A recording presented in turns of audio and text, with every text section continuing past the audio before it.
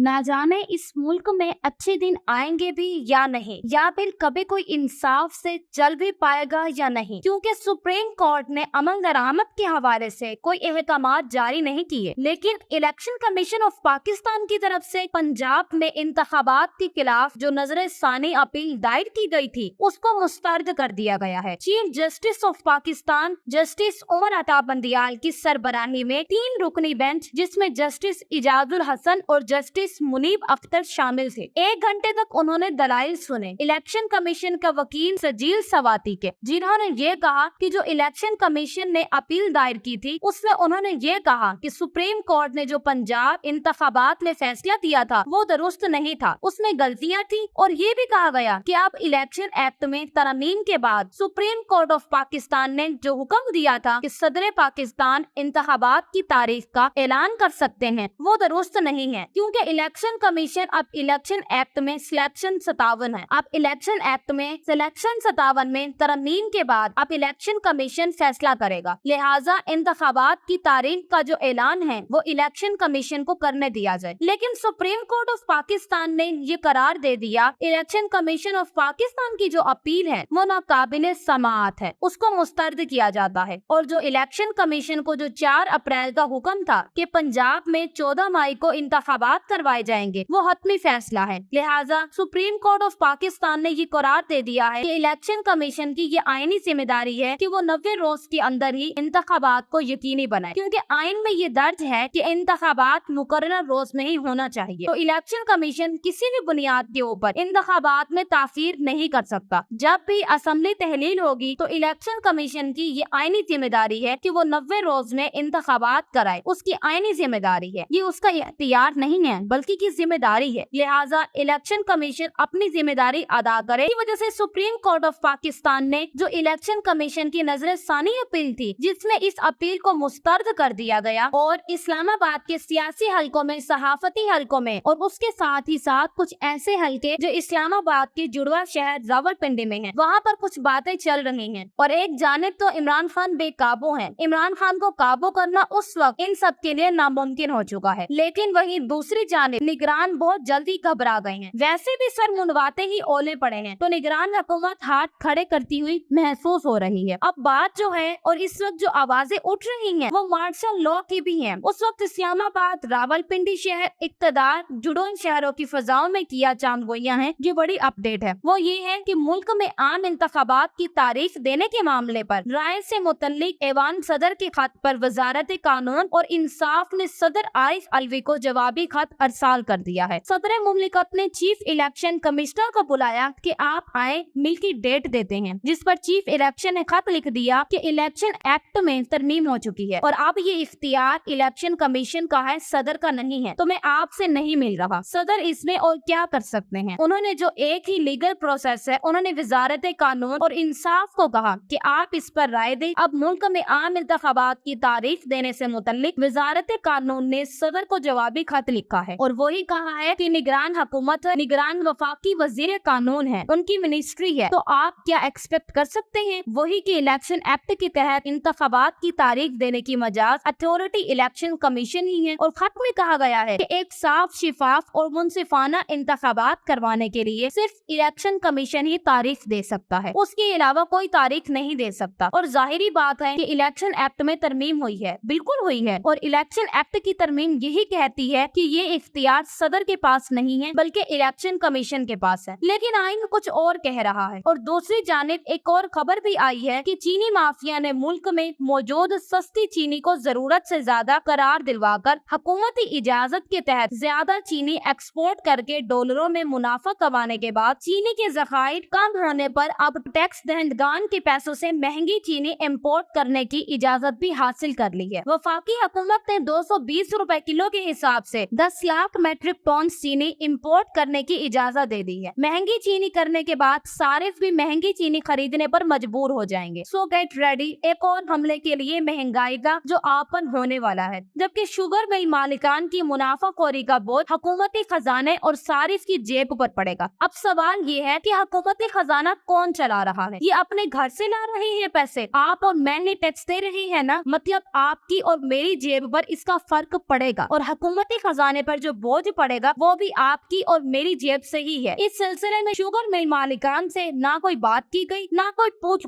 हुई। गन्ने की बम्पर पैदावार के बाद अगले महीने में फिर चीनी बनेगी। ताहम लोग सवाल कर रहे हैं कि क्या फिर यही कहानी दोहराई जाएगी? ये वाफर मिकदार में चीनी का फायदा कभी सारिफ को भी मिल सकेगा, आम बंदे को भी मिल सकेगा, पाकिस्तानी को भी मिल सकेगा या नहीं? अच्छा, हिम्मत की दाद जरूर दीजिएगा, लेकिन आप यहाँ से भी समझ लें कि निगरान हुकूमत के ऊपर अब इस इक्वेशन में जो हाथ खड़े किए हैं। और एक और स्टेटमेंट ली मुस्लिम लीग नून के रहनुमा और साबिक वफाकी वजीर खजाना इसहाक डार, जो के इकोनॉमिक्स पाकिस्तान में लॉन्च करके पाकिस्तान की तकदीर बदलना चाहते थे, लेकिन डार्क इकोनॉमिक्स हो गई। उन्होंने कहा कि चीनी की कीमत में इजाफा बेईमान कारोबारी तरीकों और नाकिस गवर्नेंस की अक्सी है, यानी कि पिछले 15-20 दिन के अंदर गवर्नेंस नाकिस हो गई, उससे पहले बेहतरीन थी। और एक बयान में चीनी की कीमत में इजाफे पर रद्द अमल देते हुए इसहाक डार ने कहा कि मुल्क में चीनी के ज़खायर से मुतल्लिक फलसलान की कोई जरूरत नहीं। मुल्क में चीनी का मौजूदा जखीरा 23 लाख मेट्रिक टन है और चीनी की माहाना खपत 5 लाख मेट्रिक टन से कुछ ज्यादा है। उन्होंने इस सब के अंदर नाकिस गवर्नेंस जो है, यानी कि मौजूदा हुकूमत जो है, निगरान हुकूमत जिसे ऑलरेडी सर्व निड़वाती ओले पड़ चुके हैं, और निगरान हुकूमत क्या कर रही है। लेकिन अब ये जितने मर्जी इजलास बुला ले, रिलीफ तो दे नहीं सकते, क्योंकि IMF जिस पर लुड़ियां डाल रही थी पिछली PDM की हुकूमत, अब आलमी मालियाती इदारे ने बिजली बिलों में रिलीफ की सूरत में टैक्स वसूलियों से मुतल्लिक कुछ सवालात पूछ लिए। बात वहीं पे आके रुक गई है। जराये के मुताबिक IMF हकाम और FBR के वर्चुअल मुज़ाकरात हुए, जिसमें चेयरमैन FBR और दीगर आला हुकाम ने शिरकत की, और मुज़ाकरात में मौजूदा माली साल के अहदाफ के हसूल के ऊपर पर बातचीत हुई। और इस दौरान IMF ने